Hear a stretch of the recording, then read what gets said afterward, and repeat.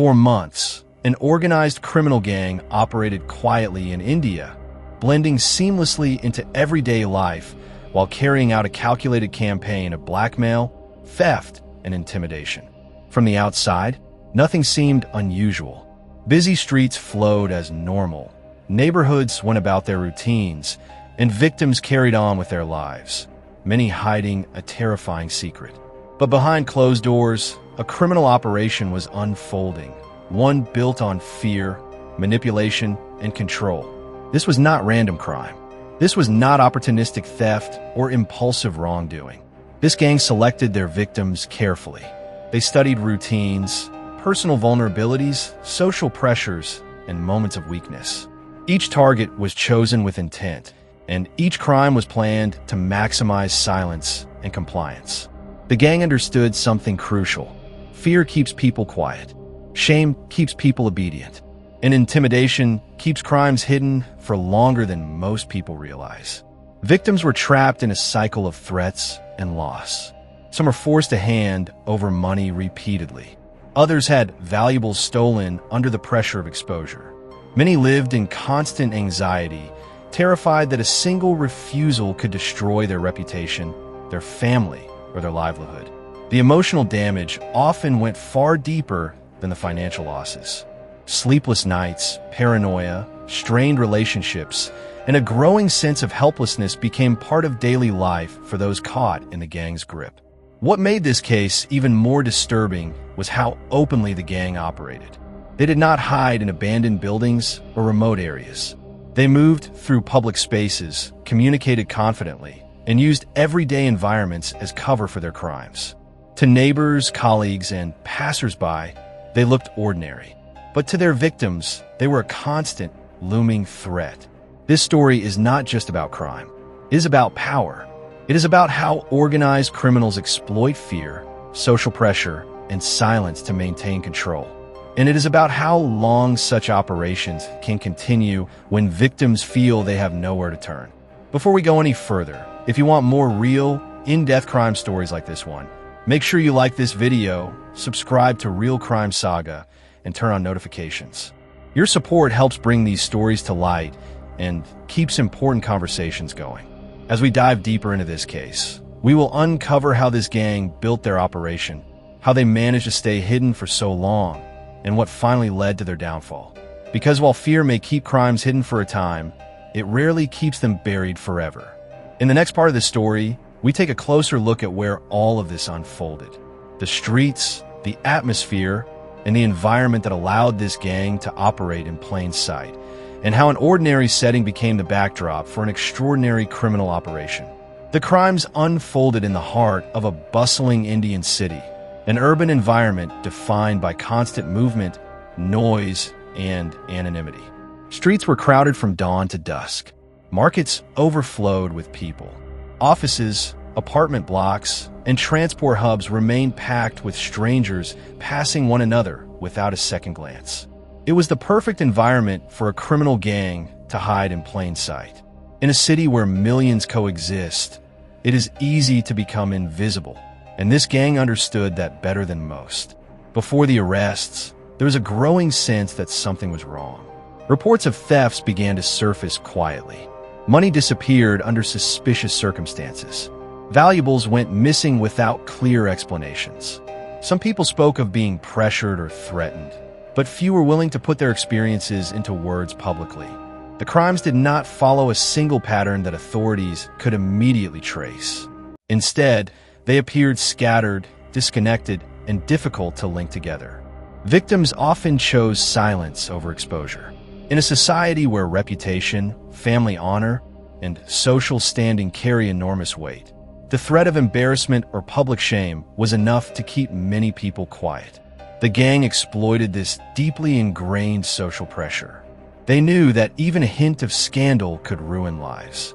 They also knew that victims would hesitate to approach the police, fearing judgment, retaliation, or disbelief.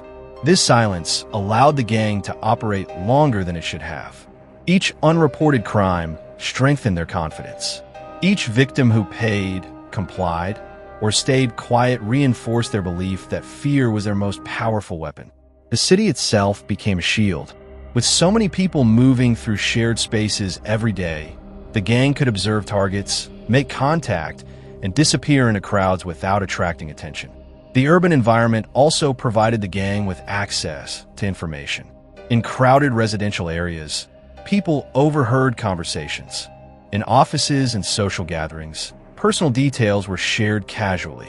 The gang used this information to identify vulnerabilities, financial pressures, personal secrets, and social fears. Every detail became a tool. Every weakness a point of leverage.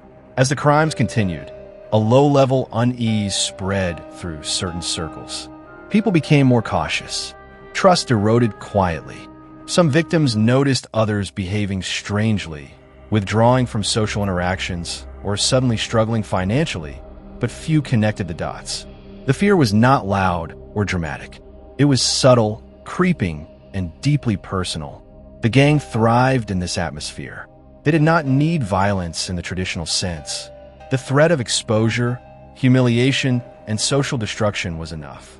In crowded cities where privacy is already fragile, the idea of personal secrets becoming public was terrifying.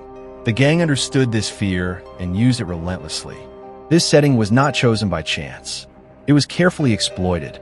The anonymity of the city, the pressure of social expectations, and the reluctance to speak out all worked in the gang's favor. But while the city helped hide their crimes, it would also become the place where patterns began to emerge. In the next part of this story, we uncover exactly how this gang operated, how they selected their victims, applied pressure, and turned fear into a profitable criminal enterprise that continued unchecked for far too long. The gang did not act impulsively. Every move they made followed a methodical and deliberate process designed to minimize risk while maximizing control over their victims. Their operation functioned less like street crime and more like a carefully managed enterprise.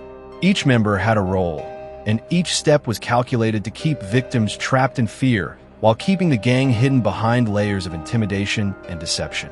Victims were not chosen at random. The gang invested time in observing people before making contact. They studied routines, work schedules, social habits, and personal circumstances. Some victims were identified through casual conversations, social settings, or information overheard in public spaces. Others were targeted because they appeared financially stable, socially prominent, or particularly vulnerable due to personal pressures. The gang looked for individuals who had something to lose, whether it was reputation, family stability, employment, or social standing. Once a target was selected, the gang gathered leverage. This often involved collecting sensitive information, private details, or creating situations that could later be twisted into threats. In some cases, the information was real. In others, it was exaggerated or entirely fabricated, but presented convincingly enough to instill fear. The gang understood that the truth mattered less than what the victim believed could happen if the information became public. Blackmail was their primary weapon. Victims were approached with threats that were deliberately vague, yet deeply unsettling. The gang rarely made specific demands at first. Instead, they planted fear, allowing the victim's imagination to do most of the work. A single message, a quiet warning, or a subtle demonstration of knowledge about the victim's private life was often enough to establish control. Once fear took hold, demands followed. Theft was tightly woven into this blackmail scheme. Some victims were forced to hand over money repeatedly to prevent exposure. Others were coerced into giving access to homes, offices, or financial accounts. In certain cases, theft occurred alongside the blackmail, with valuables disappearing while victims were too intimidated to report the crime. The gang used pressure to make victims feel complicit, convincing them that going to the police would only make things worse. Manipulation sat at the core of the operation. Victims were made to believe they had no safe options. The gang exploited emotional weaknesses, cultural expectations, and social stigma. They isolated victims, convincing them that no one would help or believe them. Over time, fear became routine. Compliance felt safer than resistance. Silence felt like survival. The gang also maintained control by spacing out their threats. They understood that constant pressure could push victims to break. Instead, they created uncertainty. Victims never knew when the next demand would come or what form it would take. This unpredictability kept them anxious and obedient, always waiting for the next message or encounter. What made the operation particularly effective was how normal it appeared from the outside. There were no obvious signs of criminal activity, no public confrontations, no visible violence, just quiet compliance, unexplained losses, and victims slowly worn down by fear. The gang relied on the psychological impact of their tactics, knowing that emotional control was far more powerful than physical force. For a long time, this system worked. The gang grew bolder as their victims remained silent. But no operation, no matter how carefully constructed, remains invisible forever. Subtle cracks began to form, patterns emerged, and slowly, the manipulation that kept victims quiet would become the very thing that exposed the gang's crimes. In the next section, we shift focus to the people who bore the brunt of this operation. The victims, their experiences, their silence, and the heavy personal cost of living under constant intimidation. Behind every threat, every stolen asset, and every calculated act of blackmail were real people whose lives were quietly unraveling. The victims of this gang did not fit a single profile. They came from different backgrounds, professions, ages, and social circles. Some were business owners. Others were salaried workers, professionals, or everyday individuals trying to navigate life in a crowded city. What united them was not who they were, but what the gang saw in them: vulnerability, pressure, and something to lose. The impact on the victims was immediate and deeply personal. Many were coerced into silence from the very first interaction. The gang made it clear that speaking out would come at a cost far greater than compliance. Victims were warned, sometimes subtly and sometimes directly, that any attempt to involve authorities would result in exposure, humiliation, or further harm. In a society where personal reputation and family honor hold immense weight, these threats were devastatingly effective. Emotionally, victims lived under constant strain. Fear became a daily companion. Every unexpected phone call, message, or knock at the door triggered anxiety. Many described feeling trapped, unable to confide in friends or family without risking further consequences. Sleep became difficult. Concentration suffered. Relationships grew tense as victims withdrew emotionally, carrying a burden they felt unable to share. Financially, the damage was severe. Some victims were forced to pay repeatedly, draining savings meant for families, education, or medical needs. Others lost valuables, cash, or property taken under pressure. In certain cases, victims took loans or sold possessions to meet the gang's demands, believing it was the only way to keep their lives from collapsing.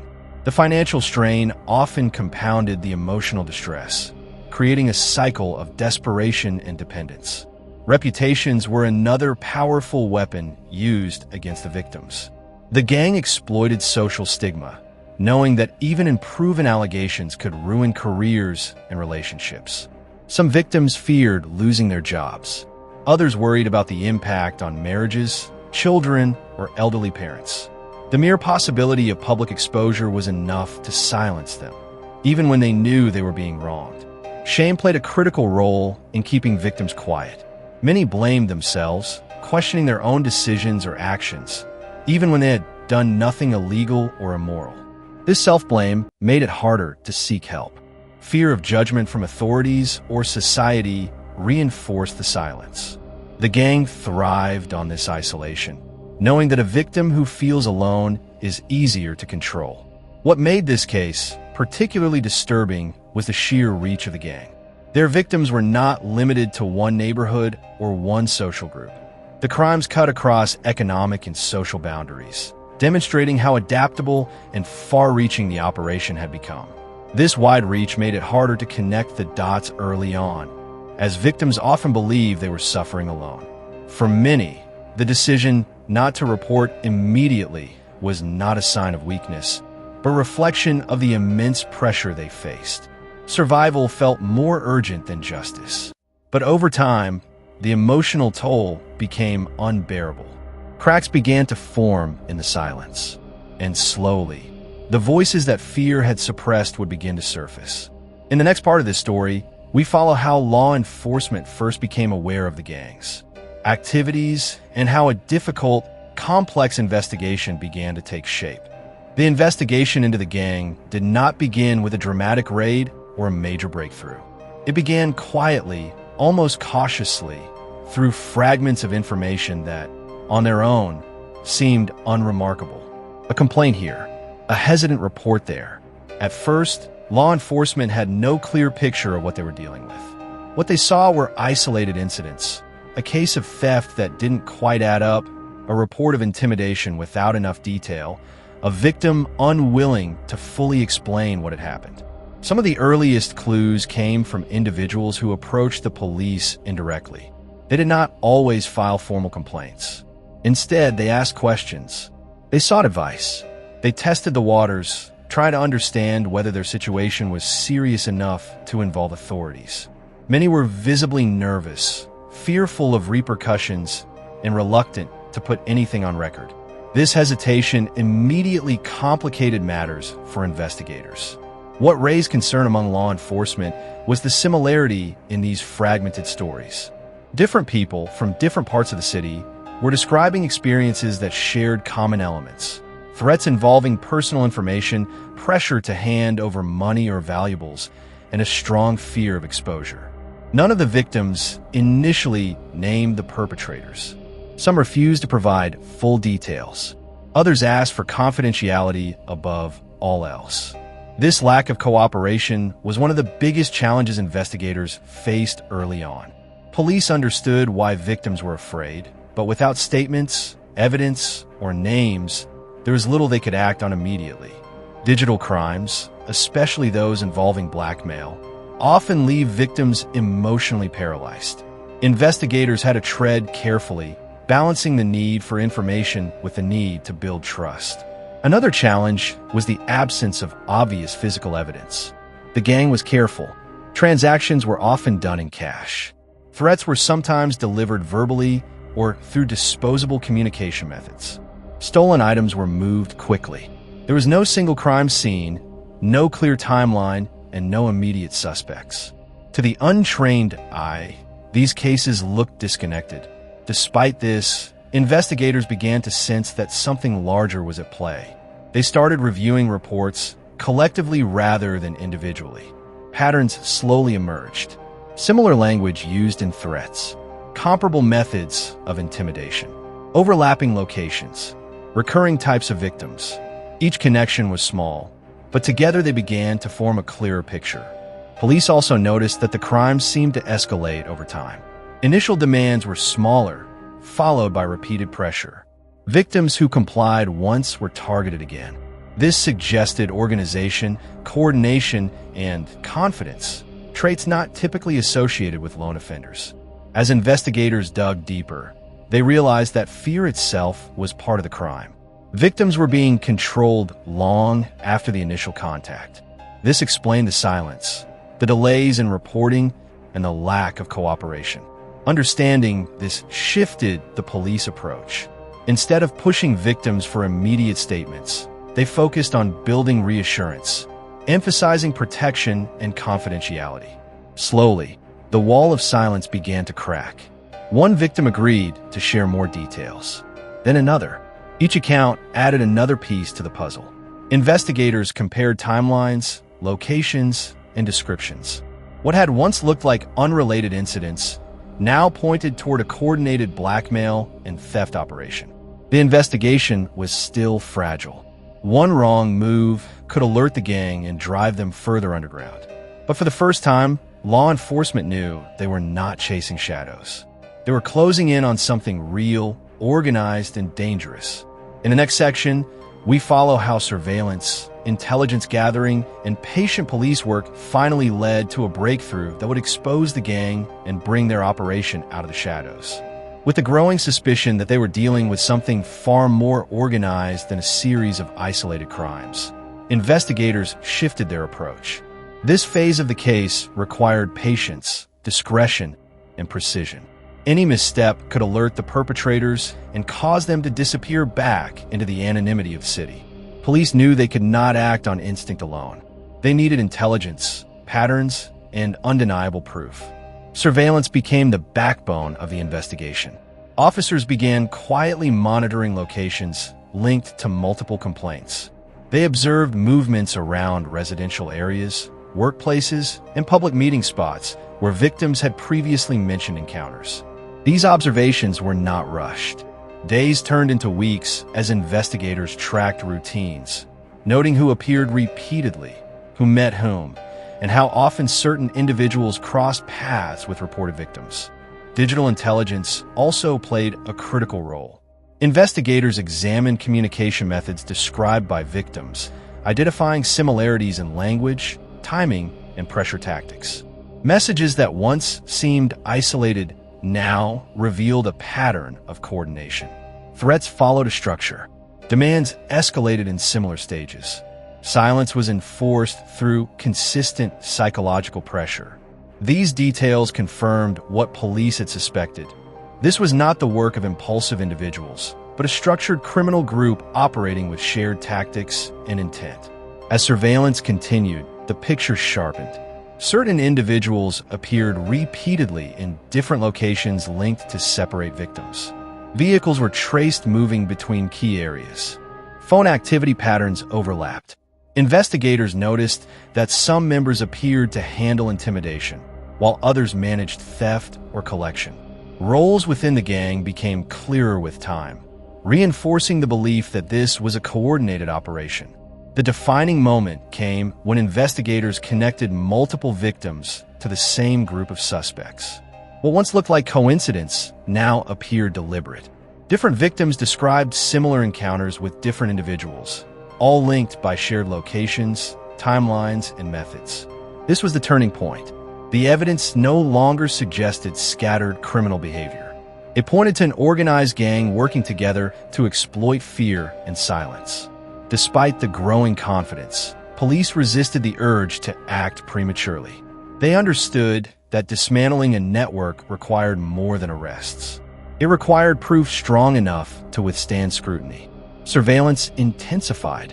Movements were mapped. Interactions were logged. Each piece of evidence was carefully documented to establish not just guilt, but coordination. Patience paid off. A critical breakthrough emerged when investigators identified a central link connecting multiple suspects. This individual appeared repeatedly across different strands of the investigation, acting as a connector between threats, thefts, and communications. With this link established, the case finally came together. The gang was no longer a theory. It was a structure with identifiable members and roles. This breakthrough transformed the investigation. What had begun as hesitant complaints had evolved into a clear criminal conspiracy. Investigators now had the confidence to plan decisive action. But even then, caution remained essential. The goal was not just to stop the crimes, but to dismantle the operation entirely. In the next part of this story, we move to the moment law enforcement took action. The coordinated operation that led to multiple arrests, the seizure of evidence, and the collapse of a criminal gang that had thrived on fear for far too long. Once investigators were confident they had mapped out the structure of the gang, law enforcement moved carefully into the final phase of the operation. This was not a situation where a single arrest would be enough. The crimes were interconnected, and the gang's strength lay in its coordination. Police knew that if even one key member slipped away, the operation could continue elsewhere. Every arrest had to happen almost simultaneously. Planning for the operation took time. Officers coordinated across multiple units, ensuring that each suspect could be detained before any warning could spread. Surveillance teams maintained close watch on the suspects right up until the final moments, monitoring movements to ensure no one disappeared or destroyed evidence. Timing was everything. The arrests had to be precise, controlled, and decisive. When the operation finally began, it unfolded across several locations. Officers moved in swiftly, detaining multiple gang members in a coordinated effort. Some arrests took place at residences, others in public spaces where suspects believed they were blending into the daily flow of city life. There was no dramatic confrontation. The element of surprise worked in the police's favor. The gang members, who had relied so heavily on fear and control, were caught off guard by the scale and speed of the response. One by one, the suspects were taken into custody. As the arrests progressed, investigators began securing properties linked to the gang. Search operations followed immediately. Homes, storage areas, and other locations tied to the suspects were thoroughly examined. What police uncovered confirmed the scale of the operation they had been tracking for months. Stolen items were recovered, including cash, valuables, and personal belongings taken from victims under pressure. Devices used in the blackmail schemes were seized, including phones and digital storage materials that contained records of threats, communications, and transactions. These items were not just evidence. They were proof of the systematic nature of the crimes. Lists, messages, and stored data revealed how organized and deliberate the gang's actions had been. For investigators, the arrests brought a wave of relief. Months of quiet work, frustration, and uncertainty had finally led to concrete results. The fear that had once surrounded the investigation began to lift. Officers knew they had prevented further harm, interrupted ongoing crimes, and given victims a chance to breathe without constant threat. The scale of the operation became clear as evidence was cataloged. This was not a small-time group acting on impulse. It was a coordinated gang that had relied on silence and intimidation to survive. The arrests marked the collapse of that structure. Without its members operating together, the network could no longer function. For victims, news of the arrests brought mixed emotions. Relief, validation, and cautious hope replaced fear and isolation. Many realized for the first time that they were not alone, that others had endured the same threats and pressure. The silence that once protected the gang had been broken. But law enforcement understood that arrests were only part of the process. Accountability would now shift to the courts. Evidence would be tested, victims would be heard, and the full extent of the crimes would finally be exposed. In the next section, we examine the charges brought against the gang and the legal process that followed, marking the beginning of justice for those who had lived in fear for far too long. With the arrests completed and evidence secured, the focus shifted from investigation to accountability. Law enforcement formally charged the gang members with a series of serious offenses that reflected both the scale and severity of their actions. These were not minor accusations or isolated counts. The charges painted a clear picture of an organized criminal operation built on coercion, deception, and exploitation. The gang members faced charges related to blackmail, theft, criminal intimidation, conspiracy, and unlawful possession of stolen property. Under Indian law, these offenses carry significant penalties, especially when committed as part of an organized group. Blackmail and intimidation are treated as grave crimes because they directly undermine personal safety and freedom. Theft, when carried out under threat, escalates in seriousness, reflecting the psychological harm inflicted on victims alongside financial loss. Conspiracy charges further reinforce the fact that this was a planned and coordinated operation, not a series of individual bad decisions. As the legal process began to unfold, the accused were presented before the court, where the charges were formally read. For the first time, the crimes that had lived in secrecy were placed on public record. The court proceedings marked a turning point, not just for the investigation, but for the victims who had endured months or even years of fear. The justice system now had the responsibility of examining the evidence, hearing testimonies, and determining guilt.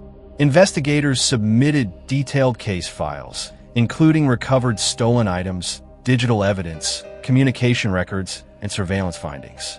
These materials demonstrated patterns of intimidation, repeated demands, and coordinated actions among the gang members.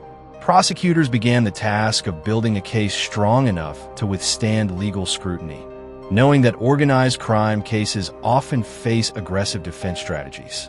The legal process was expected to be lengthy. Hearings, remand proceedings, and bail considerations formed the early stages. Courts had to carefully assess the risk of witness intimidation, the possibility of evidence tampering, and the potential for the accused to reoffend if released. These considerations underscored the seriousness with which the case was being treated. For the victims, the start of legal action brought a sense of cautious relief. The arrest had stopped the immediate threats, but justice was still ahead. Many would need to recount painful experiences, provide statements, and relive moments they had tried to bury.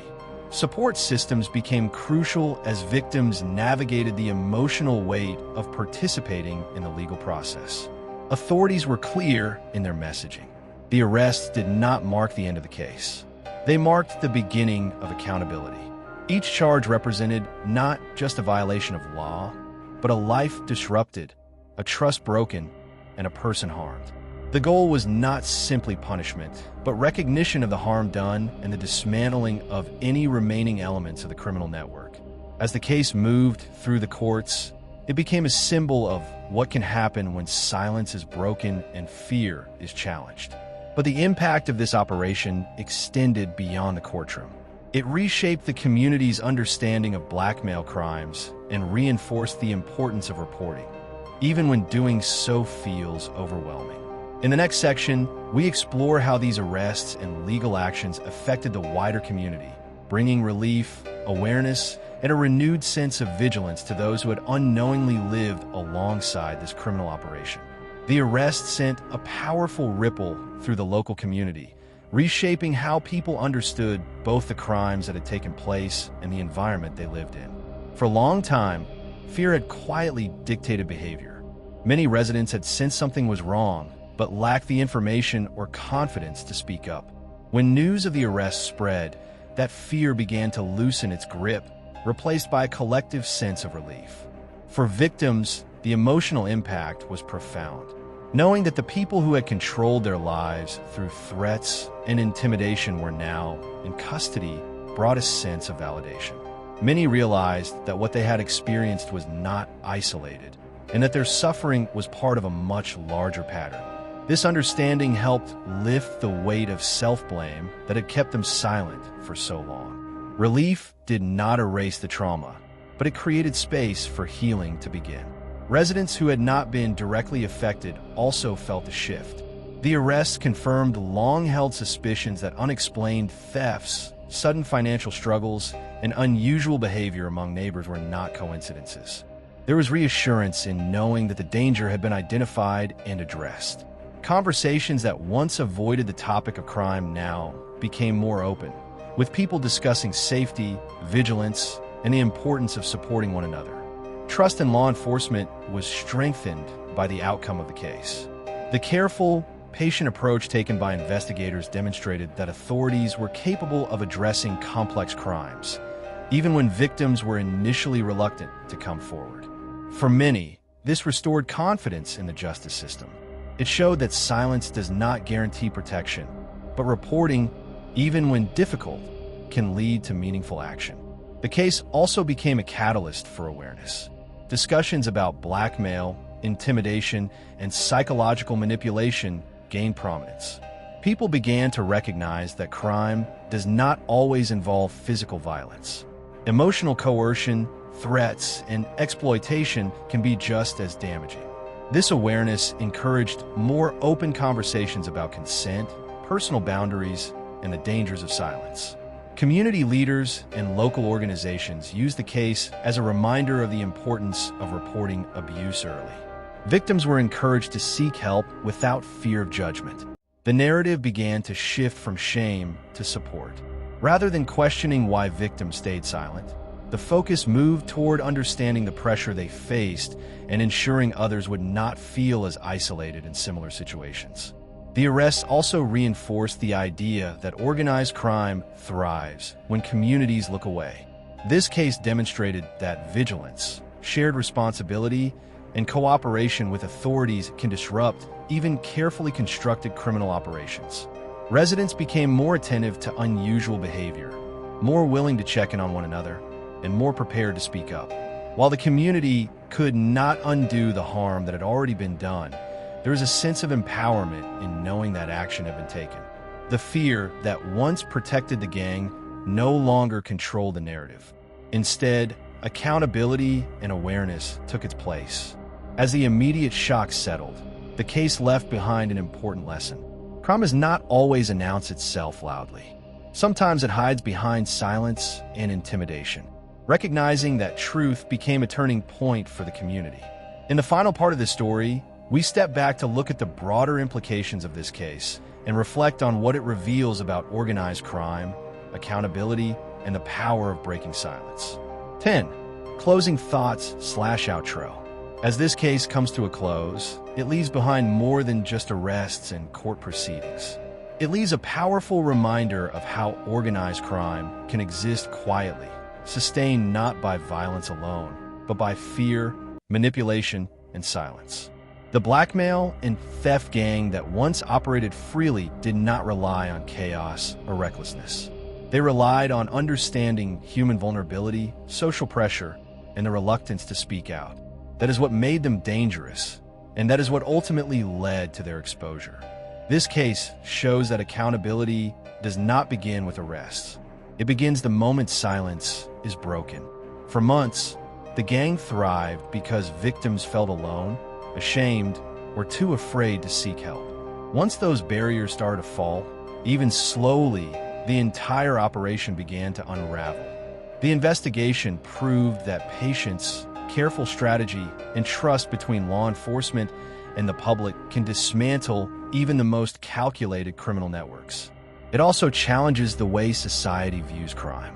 Too often, blackmail and psychological intimidation are underestimated because they leave no visible scars. Yet the emotional damage, financial ruin, and lasting fear experienced by the victims in this case were profound. Their lives were disrupted not by force, but by control. Recognizing this form of harm is essential if similar crimes are to be prevented in the future.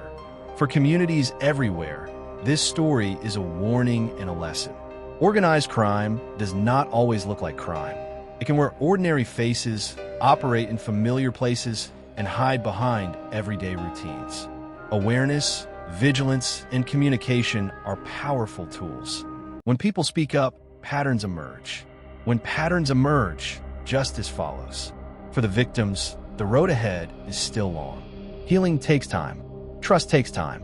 But this case has given them something invaluable: recognition, support, and the knowledge that what happened to them mattered. That they were heard. And that fear did not win. For law enforcement, the case reinforced the importance of listening carefully, protecting vulnerable voices, and treating silence not as absence of crime, but as a possible sign of it. For society, it reinforced a simple truth. Crime thrives where fear and shame are allowed to grow unchecked. As we end this story, remember this: breaking silence is not easy, but it is powerful. Speaking out can feel risky, but staying silent often costs far more. Justice may take time, but it rarely arrives without courage. If you found this story important, thought-provoking, or eye-opening, support the channel by liking this video, subscribing to Real Crime Saga, and sharing it with others. Stories like this matter, and awareness is the first step toward prevention. Until next time, stay aware, stay informed, and remember, even the most carefully hidden crimes eventually come to light. This case does not exist in isolation. It is part of a much larger and deeply concerning pattern of organized crime and blackmail rings operating across India. Over the years, similar gangs have emerged in different cities, using remarkably consistent methods to exploit fear, silence, and social pressure. While the faces and locations may change, the underlying strategy remains the same. Identify vulnerability, apply pressure, and maintain control through intimidation. One of the most powerful tools these gangs rely on is technology. Mobile phones, messaging apps, and digital communication have made it easier than ever to reach victims discreetly and repeatedly. Threats can be delivered instantly. Demands can be made without face-to-face contact. Evidence of intimidation can be deleted, altered, or hidden behind layers of anonymity. Technology allows criminals to operate efficiently while reducing their exposure, making investigations more complex and time-consuming. At the same time, technology has blurred the lines between public and private life. Personal information is often shared casually, whether through conversations, social interactions, or digital platforms. Organized gangs exploit this openness, gathering details that can later be weaponized. Even small pieces of information, when combined, can become powerful tools for blackmail. This case demonstrated how criminals can turn everyday data into leverage, transforming ordinary lives into sources of fear and control. Social pressure plays an equally critical role. In many parts of India, reputation, family honor, and social standing are deeply valued. Gangs understand this and exploit it relentlessly. Victims are not just threatened with financial loss, but with public humiliation, damaged relationships, and lifelong stigma. This fear often outweighs the fear of the criminals themselves.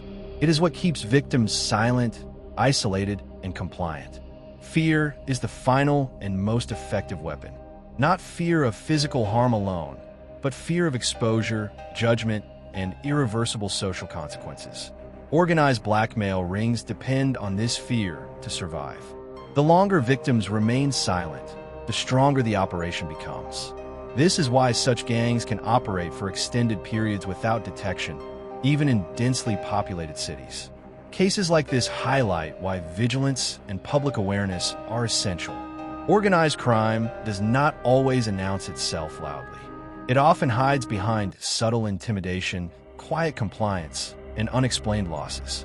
Recognizing early warning signs, such as repeated threats, unexplained financial pressure, or coercive demands, can make the difference between prolonged exploitation and timely intervention. Public awareness also reduces the power of shame. When communities understand that blackmail is a crime and that victims are not at fault, silence loses its grip. Reporting becomes an act of protection, not embarrassment. Law enforcement can only act when patterns emerge, and patterns only emerge when people speak up. This case serves as a reminder that organized crime adapts to its environment. As technology advances and social dynamics evolve, criminal tactics change with them. Combating these crimes requires not only strong law enforcement, but informed communities that recognize exploitation for what it is. Vigilance does not mean fear. It means awareness, communication, and willingness to act. When people stay informed and support one another, organized crime loses its greatest advantage: silence. As this story comes to an end, what remains is a powerful reflection on justice, accountability, and the cost of silence. The blackmail and theft gang that once operated with confidence and control did not fall because they made a single mistake. They fell because fear eventually gave way to truth. Their operation was carefully constructed, built on intimidation, secrecy, and the belief that their victims would never speak. For a time, that belief protected them, but it also planted the seeds of their downfall. Justice in cases like this is rarely immediate. It unfolds slowly, often after long periods of suffering that go unseen. For the victims, accountability did not begin with arrests or court proceedings. It began the moment they realized they were not alone, that their fear was shared, that their silence, while understandable, was not their only option. Speaking up required courage, especially in a system designed by criminals to make resistance feel dangerous and hopeless. This case reinforces a difficult but essential truth. Organized crime thrives in silence and fear. Criminal networks depend on victims feeling isolated, ashamed, and powerless. They rely on the belief that the risks of speaking out outweigh the promise of justice. Every unreported threat strengthens their grip. Every victim who stays silent, not by choice but by coercion, becomes another layer of protection for the criminals. But silence is not invincible. It fractures when people begin to trust that their voices matter. This gang was dismantled not by chance, but by persistence, by investigators who listened, by victims who eventually came forward, by a system that, when given enough information, was able to act decisively. The message is clear. Even the most calculated criminal operations are vulnerable when fear loses its hold. Speaking up disrupts patterns. Patterns expose networks, and networks, once exposed, collapse under scrutiny. What once seemed untouchable becomes accountable. This story is not just a record of crime. It is a reminder of responsibility, both collective and individual. Communities play a vital role in preventing organized crime by refusing to normalize silence. Law enforcement depends on awareness and cooperation, and victims deserve support, not judgment, when they choose to come forward. Crime often operates in shadows, hidden behind threats, manipulation, and intimidation. But shadows only exist where light is absent. When awareness spreads and voices are heard, darkness recedes. No criminal operation, no matter how carefully hidden, remains concealed forever. If there is one lesson to take from this case, it is this: fear may delay justice, but it does not defeat it. Truth has a way of surfacing. Accountability follows. And when silence is broken, even the strongest criminal structures begin to fall. Thank you for watching Real Crime Saga. If this story resonated with you, consider liking the video, subscribing to the channel, and sharing it with others. Awareness is powerful, and stories like this matter. Until next time, stay informed, stay vigilant, and remember, the truth has a way of finding the light.